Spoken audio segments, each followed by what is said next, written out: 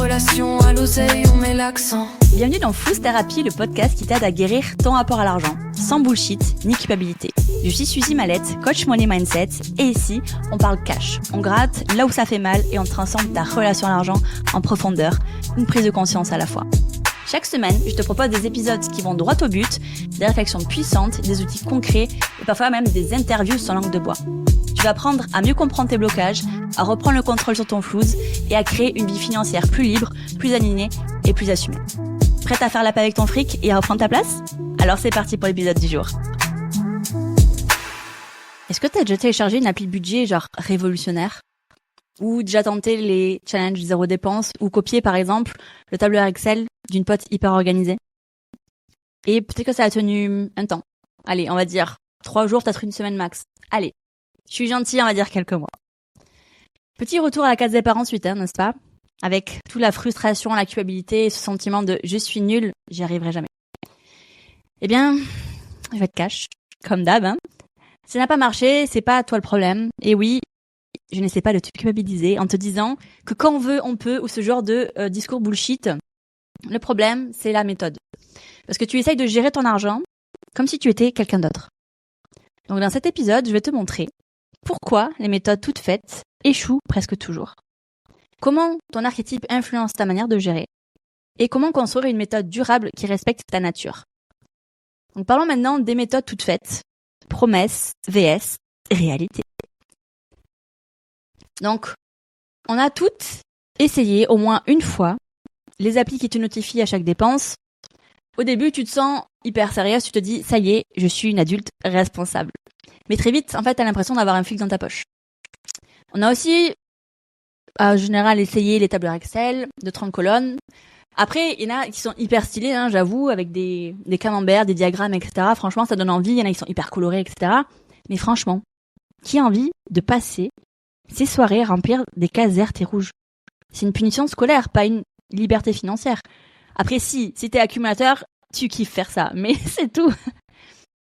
Et ensuite, les challenges zéro dépense. Alors ça, c'est mon préféré. C'est comme un régime yo-yo.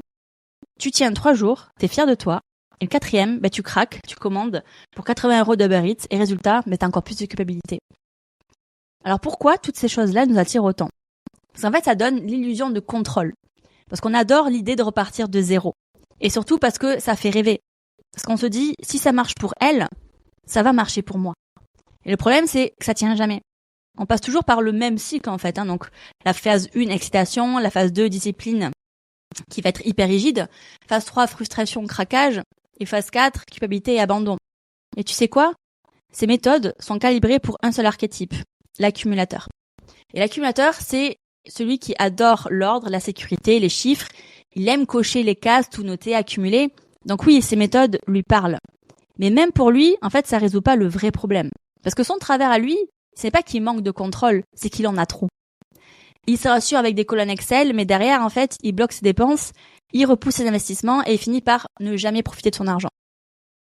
Donc résultat, le tableur parfait, ok, mais il n'y a aucune sensation de liberté. Alors si toi, tu n'arrives pas à tenir ces méthodes, la vérité, c'est que ce n'est pas toi le bug. C'est la méthode qui n'est pas faite pour ton profil. Alors comment est-ce que chaque archétype réagit face aux méthodes copiées ? Et on va prendre un peu de recul et regarder comment ces 8 archétypes réagissent face à ces méthodes toutes faites. Donc, on reprend l'accumulateur. Donc, comme je disais, il adore les outils qui sont ultra structurés parce que ça le rassure. Mais ça l'enferme encore plus dans le contrôle et il finit frustré et incapable de lâcher prise. Et ensuite, le dirigeant qui aime piloter, il adore les objectifs, les chiffres, les stratégies. Donc, une appli ou un tableau, ça devient vite son tableau de bord. Mais son piège, c'est le surcontrôle et l'épuisement. Donc, il veut tellement tout optimiser qu'il ne profite pas non plus. Il y a ensuite l'anticonformiste. Donc, lui, c'est simple, donne-lui un tableur, il va l'envoyer valser. Il déteste les règles imposées, il a besoin de liberté et de créativité. Donc, une méthode copiée pour lui, c'est la mort de la motivation.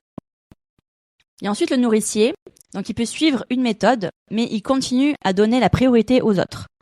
Donc, il remplit son tableau, mais au moment de dépenser, c'est encore pour ses proches, ses clients ou sa famille. Et il finit dans le rouge pour lui-même. Pour la célébrité, donc, elle adore le fun, le beau, le kiff. Donc une appli austère, elle va l'abandonner direct parce que pour elle, ça n'a aucun intérêt. Si ça la fait pas briller, ça tient pas. Donc son travers, c'est claquer pour l'image et une méthode copier ne l'aide pas à équilibrer plaisir et sécurité. Pour le romantique, il va chercher le confort et il veut se faire plaisir. Donc une méthode contraignante, il va vite l'abandonner et il va préférer rester dans l'instant, quitte à repousser la gestion à demain et à faire l'autruche. Pour le connecteur, donc il vit pour le lien. Donc une appli qui va être isolée, froide et sans interaction humaine, il va décrocher parce que c'est pareil, il trouve pas son compte. Donc il a besoin de se sentir et de sentir que sa gestion en fait vient nourrir ses relations et pas seulement des cases Excel.